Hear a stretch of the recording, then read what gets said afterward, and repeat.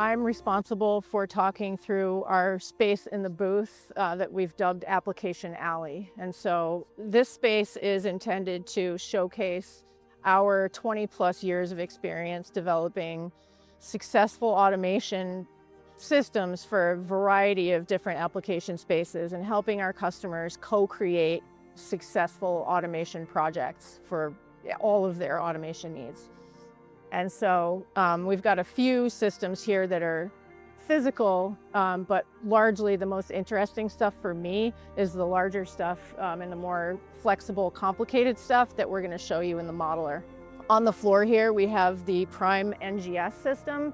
And so this is just a really small, compact system for library prep that's based around the Prime liquid handler. And it's designed to do pretty much any NGS library prep kit. We're going to have a kit validated, and that'll be available as a prepackaged purchase. Many nice things about this, but one of the nice things is that it's so compact.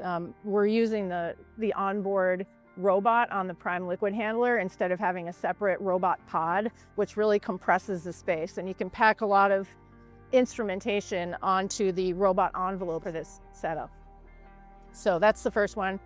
We then have 3 virtual systems. So this is basically, the hardware isn't here right now, but we have it in our new Lab Designer, which is essentially a 3D design tool. And you, as a user, can actually log in and build your own lab. You can visualize your lab, and you can add equipment, remove equipment, see what it's up to.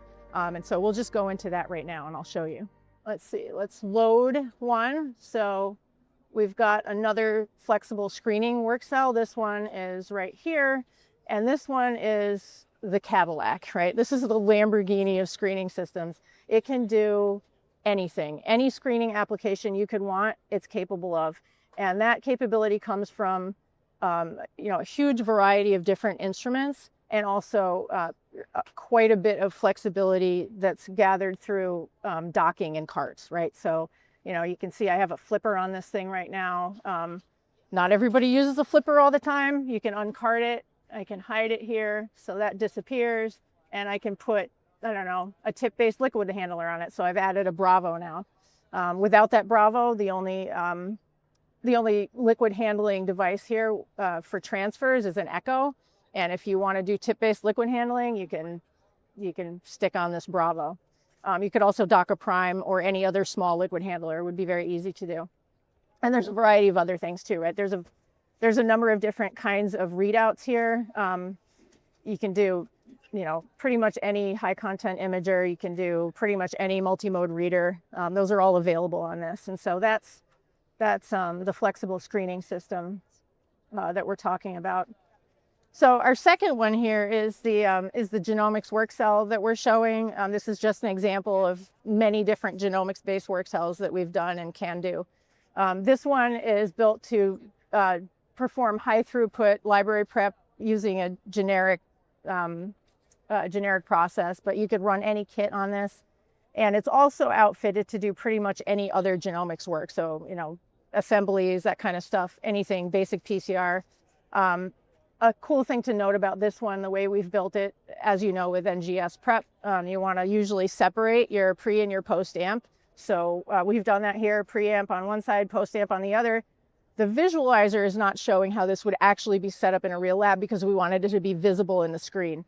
But in a real lab, you would probably put post amp in a different room, and you could connect those two things with conveyors through a wall. You could use the autopod, which is pictured here, so you don't have a conveyor, and those things will help you isolate pre and post operations. So that's a genomics example. And then we've got this one. It's a synthetic bio application, and this one would be probably built for cell line development type work, and it's outfitted specifically for transfections and for some light cell maintenance and a couple of readouts just for quality control and monitoring.